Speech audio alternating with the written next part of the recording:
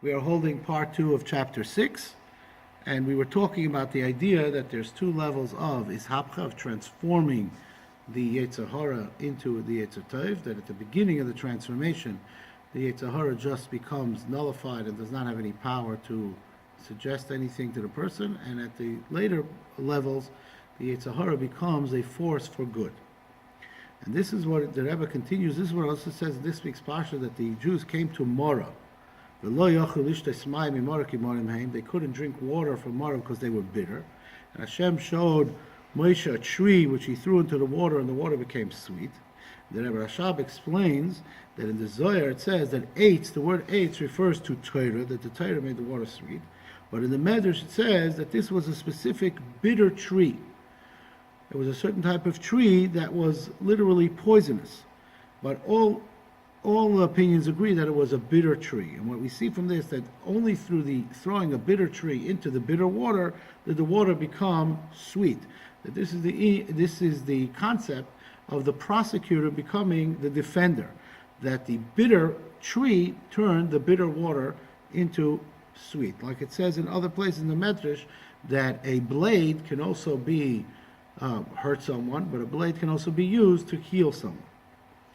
And the Frierdiker Rebbe finishes in this chapter that we're talking about, that the service that we have to transform the folly that is lower than human intelligence, the folly of the evil side, and to make it the folly that's above intelligence, the folly that's holiness, that there are certain things in a human being that are done not because they feel they're important, but that is the way, the routine of human being. Azay to develop. This is how the world acts.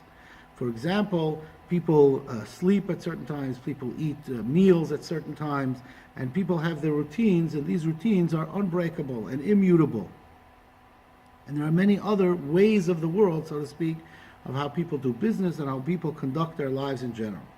And we see even when people come to a situation that their life is shaken up by some kind of outside force, they stick to these routines, and sometimes they don't change it even in the slightest way. But when it comes to routines of holiness, which is davening with a minyan, or coming to Torah classes, or learning Torah, having your daily shiurim, that very quickly, as soon as something happens that messes up our schedule, so to speak, at the drop of a hat, people might cancel a shiur, or they might not go daven with a minyan, and so on and so forth. And the Frierdiker Rebbe is explaining that we need to take that.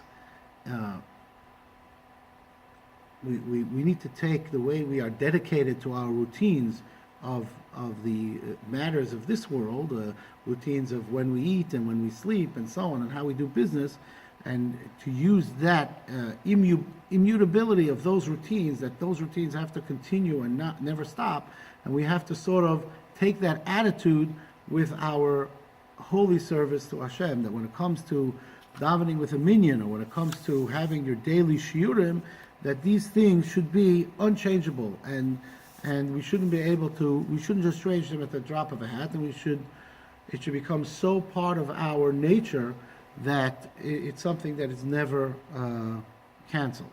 So, and in that way, we are taking the quote-unquote folly that we have in the ways of the world, in the ways of our physical life, and we will transform it into a folly, so to speak, to run our spiritual life and make sure that we do everything we need to do when it comes to limud haTorah and kiyum mitzvahs, and especially when it comes to keeping mitzvahs in the highest level possible.